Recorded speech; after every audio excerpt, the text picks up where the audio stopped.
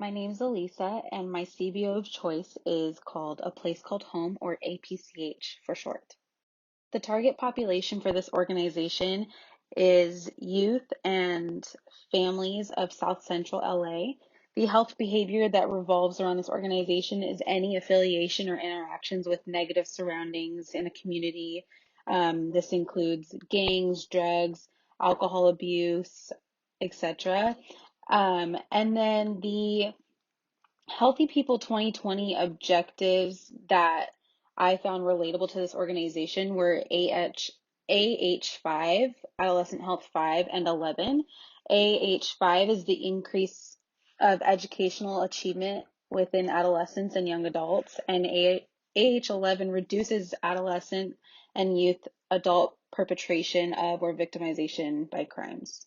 This organization is a nonprofit organization in which the funding comes from hundreds of donors, small and large, including foundations, corporate citizens, public resources, and even individual donors. APCH started in 1993 and was influenced by the LA unrest, which was a crime epidemic that rendered the streets of South Central homework, hang out in safe areas with friends, and generally be accepted and be a kid. Staff at APCH includes educators, counselors, artists, chefs, coaches, administration, volunteers, internships, and plenty more. They say it takes a community to raise a kid, and that's basically what they're doing at this organization. The staff volunteers and participates in various ways like events, classes, interns, student interns, or projects for the organization. There are development and operational administration, arts and creative expression staff, education wellness staff, and teen and young adult services. There are various types of programs offered with this organization. They go from academic tutoring, counseling, nutrition and wellness, agriculture classes, arts classes, including music, dance, painting. They have sports and recreation, civic engagement, vocational training, internships, college scholarships, entrepreneurship, and job placement. All of these programs are free and year-round as long as you're a member. They have education services like daily tutoring, homework assistant from second grade all the way to college level. And the arts and creative expression programs include digital media, music, dance, theater, fine arts program. The community engagement includes families and community members participating and helping children grow and evolve towards purposeful lives. PCH uses their website to promote their services, but also networks after community events and other volunteering activities and outreaches within the community. Strengths and weaknesses of this specific CBO, I'd say that strengths are how much they provide for the children and young adults that come through the organization. They have so many programs open for youth to develop and learn, and it's a place where they're safe and not judged. As for weaknesses, I personally don't feel like there were a lot of weaknesses, but one thing that did stand out was the lack of a regular health checkup. They do have mental health checkups and counseling and nutrition services, but I think it would be extremely beneficial to maybe have a physician on site and have monthly or even biannual checkups for the kids, especially those who are uninsured or parents that can't afford health services. The mission at APCH contains 4 different objectives that are honestly fairly long, but super crucial and important to the overall development and success of the children. And I feel like they do reach these goals and objectives. And if you want to know or learn more about it, it's all on the website. Like stated before, there are many and numerous programs offered at A Place Called Home, but I'm going to focus on 3 of them. One of them, or the first one, being the nutrition program. And this program focuses on providing meals for their members. They said that children cannot learn or thrive on an empty stomach, and I believe that to be true. The program provides and distributes freshly cooked meals each day and more than 2,000 bags of groceries throughout the year. Not only do they provide food, but they have gardening classes in which they teach families and the students the benefits of growing one's own food and consuming fresh vegetables and fruits. They also teach them the importance of creating healthy, tasty, and affordable meals to enjoy, but also to minimize the health risk factors that affect most low-income neighborhoods. The next program I'd like to cover is the Wellbeing or Mental Health Service. Every year, they provide over 3,000 hours of comprehensive mental health counseling. Members, families, and students have access to these services, and they're all delivered by trained professionals to ensure that they have the psychological support they need to overcome the obstacles they were born into.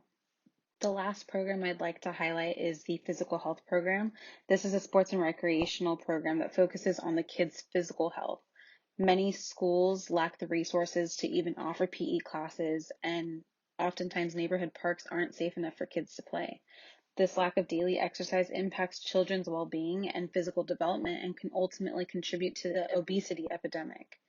APCH co-manages the South Central Sports League, which allows 1,000 boys and girls from the program to participate in sports throughout the year.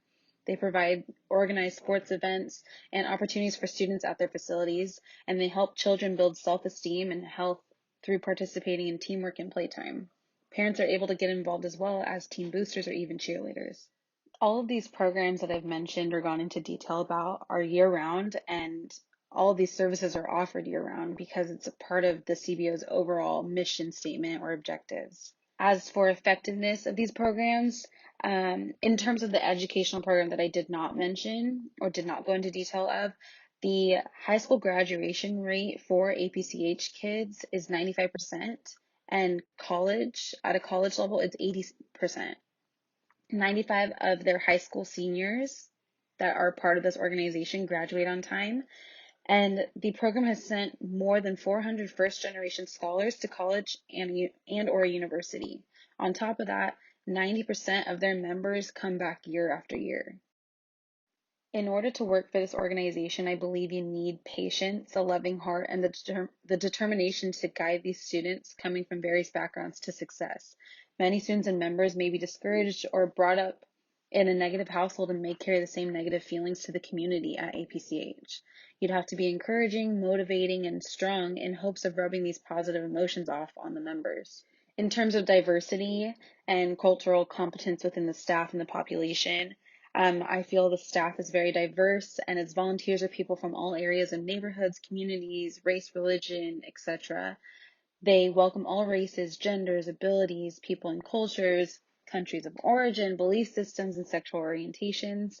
There are hundreds of people from the community that put their time and efforts into this organization, and it's ran by the community.